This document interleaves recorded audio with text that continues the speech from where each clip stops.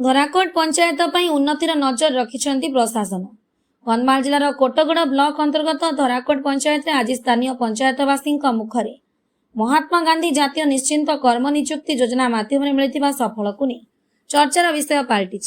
उक्त पंचायत मध्य चर्चार विषय को नहीं पंचायतवासी आर्थिक वर्ष 2024-25 मध्य महात्मा गांधी ग्रामीण निश्चिंत कर्म नियुक्ति योजना माध्यम सरकार द्वारा प्राप्य समस्त प्रकल्प गुड़िकर तथ्य यथा क्यों क्यों प्रकल्प प्राप्य होइथिला, सठिक स्थान रे प्रकल्प निर्माण होइछि कि नहीं, प्रकल्प निर्माण द्वारा लोक उपकृत होई पारुछंती कि नहीं, प्रकल्प निर्माण द्वारा चाष कार्य हेई पारुछि कि नहीं, प्रकल्प निर्माण द्वारा पानीय जलर व्यवस्था हेई पारिछि कि नहीं, लोकंकर रास्ता निर्माण प्रकल्प माध्यम यातायात क्षेत्र में सुविधा हेई पारिछि कि नहीं, एभली समस्त प्रश्नर उत्तर सठिक भाव जनसाधारण मीडिया माध्यम जणाइछंती।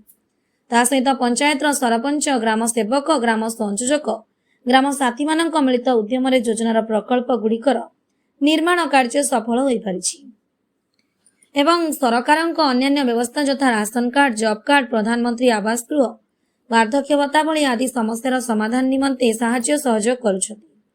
जदि आज सफलतार पाहाच धराकोट पंचायत छुई पारिछि ता केवल पंचायतर कर्मकर्ता मानक पई। आमे आम पंचायत तरफ आंतरिकतार सहित धन्यवाद जणाउछु। पंचायतवासी प्रतिक्रिया नेबा परे जणा जाउछि जे कोटगड़ ब्लॉक अंतर्गत 15 गोटी पंचायत मध्य धराकोट पंचायतर एक उदाहरण। ब्लॉक अन्य पंचायत गुड़िकर कर्मकर्ता माने मध्य निज दायित्व और मुख्य भूमिका नहीं कार्य तुलाइबे। निश्चिंत रूपे कोटगड़ ब्लॉक रे प्रत्येक क्षेत्र में उन्नति आनिबो बोली जनसाधारण आशा भरोसा रखिछंती।